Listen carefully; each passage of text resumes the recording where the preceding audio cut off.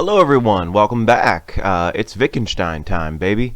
Let's go ahead and hop back in right where we left off. The fluctuation of scientific definitions. What today counts as an observed concomitant of a phenomenon will tomorrow be used to define it. I say, there is a chair. What if I go up to it, meaning to fetch it, and it suddenly disappears from sight? So it wasn't a chair, but some kind of illusion. But in a few moments we see it again and are able to touch it and so on. So the chair was there after all, and its disappearance was some kind of illusion. But suppose after a time it disappears again, or seems to disappear.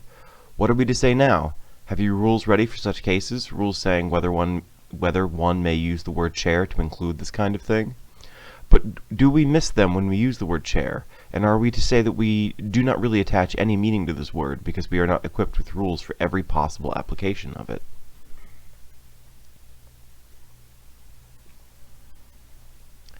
F.P. Ramsey once emphasized in conversation with me that logic was a normative science.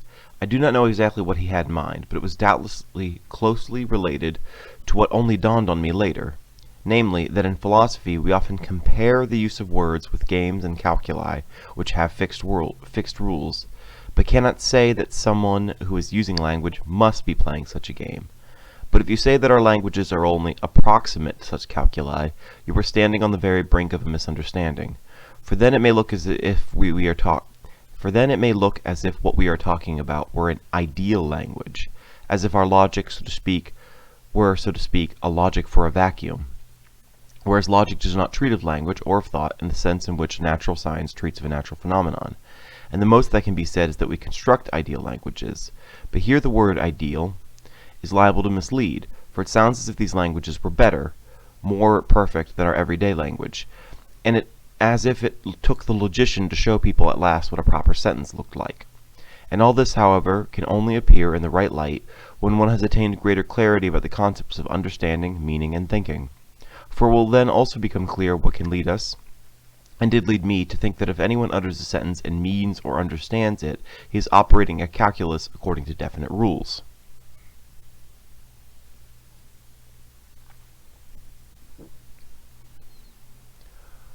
What do I call the rule by which he proceeds? The hypothesis that satisfactorily describes his use of words, which we observe, or the rule which he looks up when he uses signs.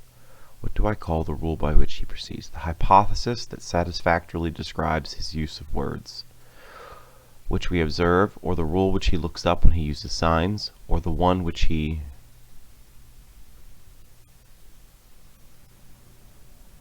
gives us in reply if we ask him what his rule is.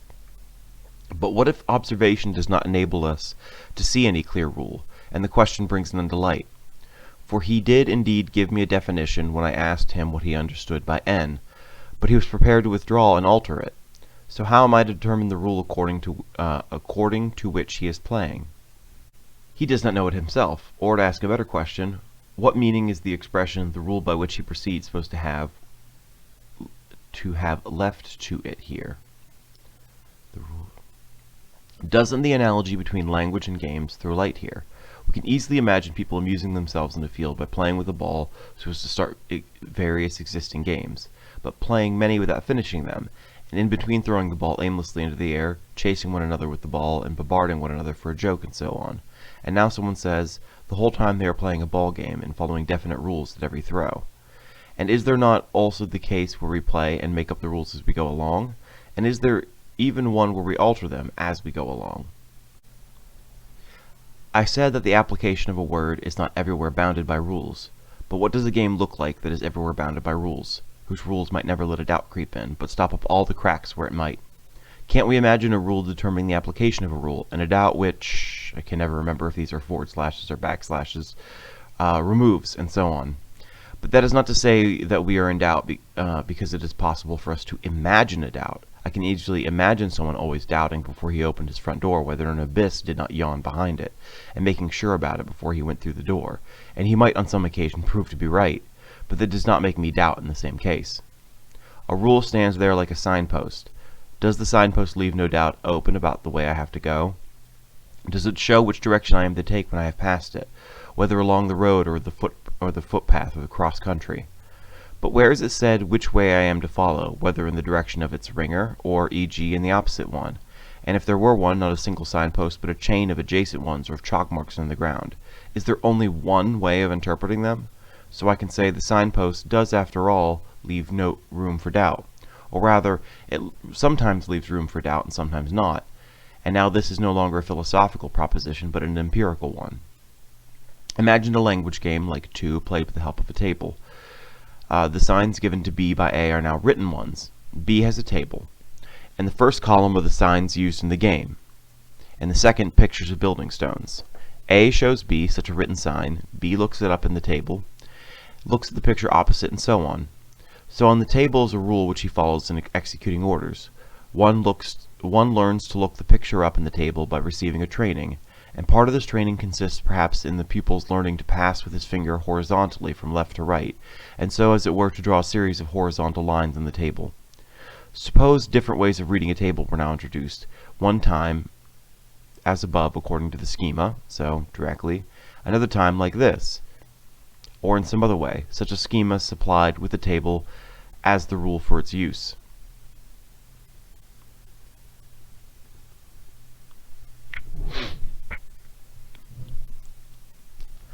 Can we not now imagine further rules to explain this one? And on the other hand, was the first table incomplete without the schema of arrows, and are other tables incomplete without their schemata? Suppose I give this explanation. I take Moses to mean the man, as if there were such a man, who led the Israelites out of Egypt, whatever he was called then, and whatever he may or may not have done beside. But similar doubts to those about Moses are possible about the words of this explanation. What are you calling Egypt? Whom the Israelites, etc. Nor would these questions come to an end when we got down to words like red, dark, sweet. But how does an explanation help me to understand if, after it all, it is not the final one? In that case, the explanation is never completed, so I still don't understand what he means, and never shall. As though an explanation, as it were, hung in the air unless supported by another one. Whereas an explanation may indeed rest on another one that has been given, but none stands in need of another unless we require it to prevent a misunderstanding. One might say an explanation serves to remove or to revert a misunderstanding, one that is that would occur but for the explanation, not every one I can imagine. It may easily look as if every doubt merely revealed an existing gap in the foundations, so that secure understanding is only possible if we first doubt everything that can be doubted and then remove all these doubts. The signpost is in order, if under normal circumstances it fulfills its purpose.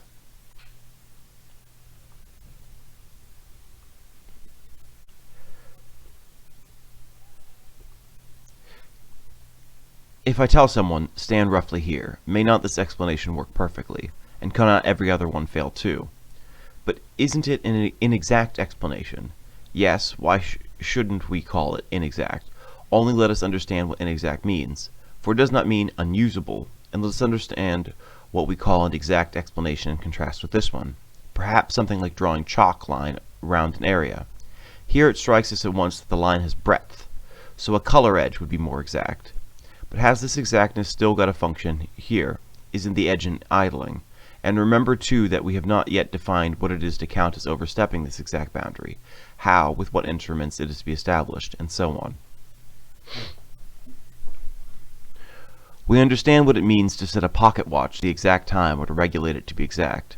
But what if it were asked, is this exactness ideal exactness, or how nearly does it approach the ideal? Of course we can speak of measurements of time in which there is a different, as we should say, a greater exactness than in the measurement of time by a pocket watch, in which the words to set the clock to the exact time have a different, though related meaning, and to tell someone the time is a different process, and so on.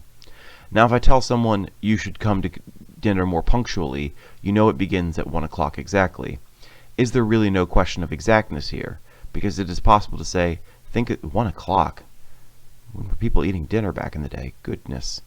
If there is really no question of exactness here, because it is possible to say, think of the determination of time in the laboratory or the observatory. There you see what exactness means. Inexact is really a reproach, and exact is praise. And that is to say that what is inexact attains its goal less perfectly than what is more exact. Thus, the point here is what we call the goal. Am I inexact when I do not give our distance from the sun to the nearest foot, or tell a joint or the width of the table to the nearest thousandth of an inch? No single ideal of exactness has been laid down. We do not know what we should be supposed to imagine under this head, unless you yourself lay down what is to be called. But you will find it difficult to hit upon such a convention, at least any that satisfies you. Okay, I'm going to go ahead and call it there for right now. Thank you for joining me today, folks. If you wouldn't mind giving the channel a subscribe and the video a like, that would really help me out. Thank you so much, and have a good day.